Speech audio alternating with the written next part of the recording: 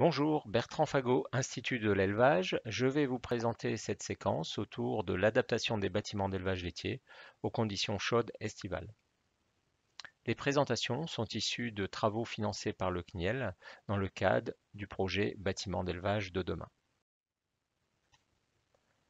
Le THI, Temperature Humidity Index, est l'un des indicateurs synthétiques largement utilisés pour rendre compte de l'inconfort thermique supporté par des vaches laitières.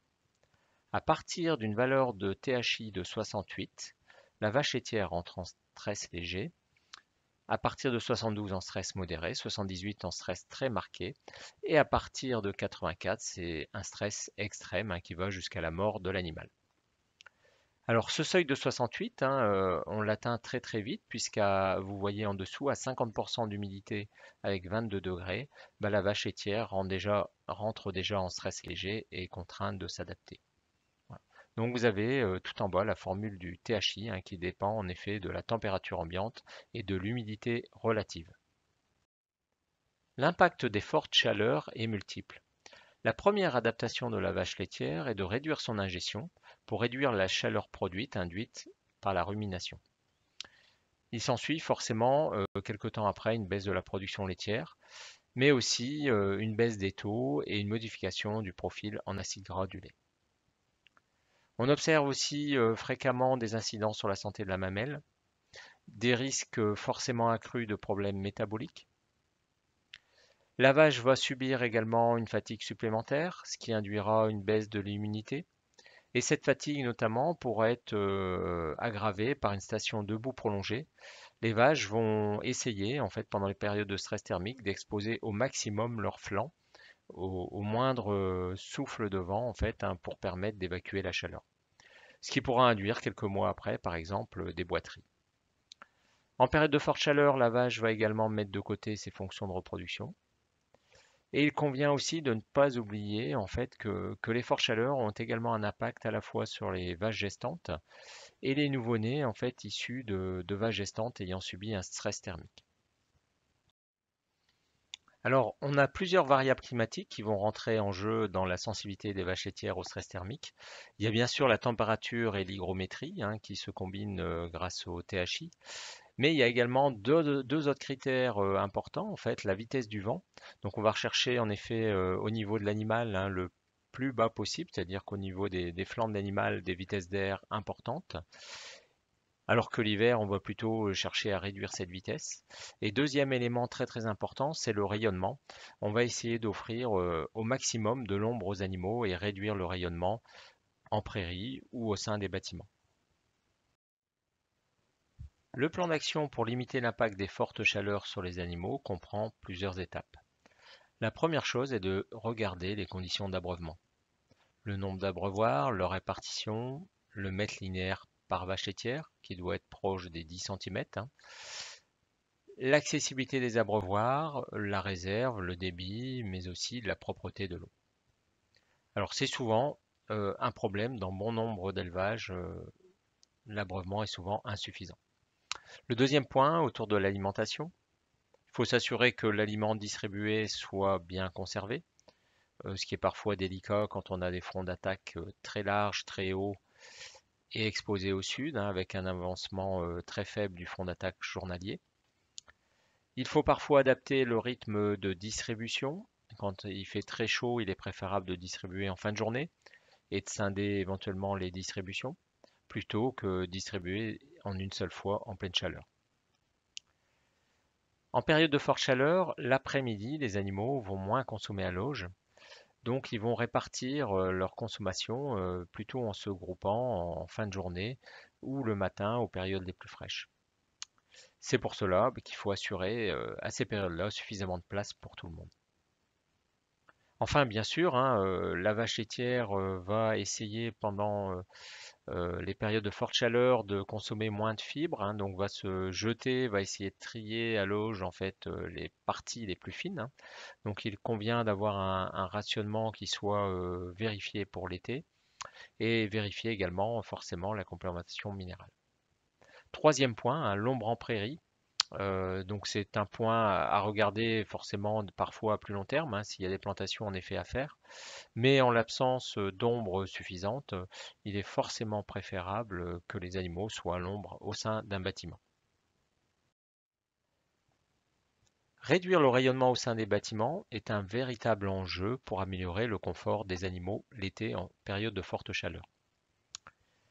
L'impact du rayonnement, on peut le mesurer grâce à cet appareil sur la gauche en photo. Vous avez un petit globe noir en acier qui accumule la chaleur et convertit cette chaleur en température ressentie par l'animal. Alors quand on mesure justement la différence de température entre la température ressentie, donc mesurée au globe noir, et la température ambiante, on observe au sein des bâtiments des différences de l'ordre de 1 petit degré à 1,8 degré. Donc ce qui peut être très important, notamment quand on approche des 2 degrés, quand on a des températures déjà élevées. Mais ce qui est intéressant aussi, donc on a mesuré tous les 2 mètres en longueur et en largeur dans des bâtiments, et après on a essayé de mesurer aussi dans certains bâtiments à des endroits précis. Et on se rend compte que localement, hein, sous une translucide ou par exemple un dôme éclairant en toiture, hein, on peut avoir localement des zones avec de 2 à 5 degrés en plus, hein, par rapport à la température ambiante liée au rayonnement à travers la toiture notamment. Donc les solutions pour maîtriser et réduire ce rayonnement, offrir le maximum d'ombre possible aux animaux et réduire la chaleur autour de l'animal, c'est d'une part, hein, d'éviter le rayonnement direct. Donc il faut repenser les bâtiments pour éviter d'avoir des entrées directes du soleil dans le bâtiment, tout en gardant suffisamment d'ouverture pour renouveler l'air au sein des bâtiments. C'est de limiter, voire d'éviter les éclairants en toiture, hein, de plus en plus sur les rampants au sud, on ne va plus mettre de translucide et on va réduire fortement, voire éviter d'en mettre sur les autres rampants. Dans certaines configurations, par exemple quand la toiture est basse par rapport aux animaux, on va préconiser l'isolation de la toiture, notamment sur les rampants sud. Enfin, au niveau des longs pans, on va réduire au maximum les hauteurs de maçonnerie, hein. Le mur en maçonnerie va emmagasiner la chaleur et la restituer après quand ça rafraîchira en début de soirée. Alors l'amélioration de la ventilation naturelle, hein, est aussi un point important. Alors c'est forcément indispensable l'hiver, hein, de renouveler l'air au sein des bâtiments, mais également l'été, hein. Et l'été, donc on va ouvrir davantage les bâtiments et on va rechercher vraiment également d'ouvrir le plus bas possible, hein, pour bénéficier des vitesses d'air euh, au niveau des animaux. Donc vous voyez en illustration, il existe différentes solutions, hein. Ça peut passer par le démontage de bardage côté nord ou côté est, l'installation de volets comme vous voyez en bas à droite, ou plus classiquement, hein, de rideaux en fait avec une ouverture le plus bas possible. Alors, quand on parle aussi de stress thermique, hein, il existe des solutions comme la ventilation mécanique, hein, pour réduire l'impact du stress thermique. Alors, cette solution, elle est en seconde intention et puis bien sûr en raisonnant les installations. Alors, il y a plusieurs erreurs à éviter, hein, quand on veut installer une ventilation mécanique. C'est d'installer cette ventilation, par exemple, dans un bâtiment déjà très rayonnant. Donc, on va brasser de l'air chaud et les vaches vont toujours privilégier au sein des bâtiments les zones les plus ombragées plutôt que les zones parfois ventilées. Ensuite, il faut éviter l'installation dans un bâtiment trop fermé. En effet, on va limiter dans ce cas-là le renouvellement de l'air, on va brasser uniquement de l'air vicié. Il faut éviter aussi de choisir des équipements peu performants. Aujourd'hui, on a sur le marché des matériels de nouvelle génération beaucoup plus performants que les anciens. Il faut équiper convenablement le bâtiment. Un sous-équipement du bâtiment va conduire à des zones préférentielles et un regroupement des animaux dans ces zones. Il faut réfléchir à l'emplacement des ventilateurs, à leur réglage, notamment l'inclinaison, et également vérifier les vitesses d'air, hein. L'objectif est d'obtenir 1 mètre par seconde au niveau des flancs des animaux. Et enfin, forcément, pour faire durer le matériel, il faut également le vérifier annuellement au minimum.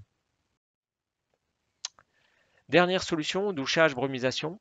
Alors c'est toujours en complément de la ventilation et le plus souvent plutôt en complément de la ventilation mécanique. Alors c'est l'évaporation de l'eau qui entraîne une diminution de la température ambiante. Alors pour cela, en fait, on va mouiller et on va tout de suite évaporer. Donc on va coupler en fait l'utilisation de l'eau à des vitesses d'air importantes. Donc en effet, il faut vraiment être vigilant sur l'utilisation de l'eau, hein, et notamment dans des endroits trop fermés ou trop peu ventilés. Vous trouverez un certain nombre de publications sur le site du CNIEL, hein, sur l'onglet Environnement, changement climatique. Enfin, pour aller plus loin sur le thème de la ventilation, l'outil Shelter a été développé par l'Institut de l'élevage avec la participation d'Eternit, hein. Shelter est un outil de dimensionnement des ouvertures ventilantes en ventilation naturelle. Vous avez aussi accès à un guide pratique qui peut être commandé, un guide complet sur la ventilation des bâtiments. Et enfin, des formations au diagnostic d'ambiance, hein, sont organisées chaque année par l'Institut de l'élevage, et cette année notamment dans l'Ain. Je vous remercie de votre attention et à très bientôt.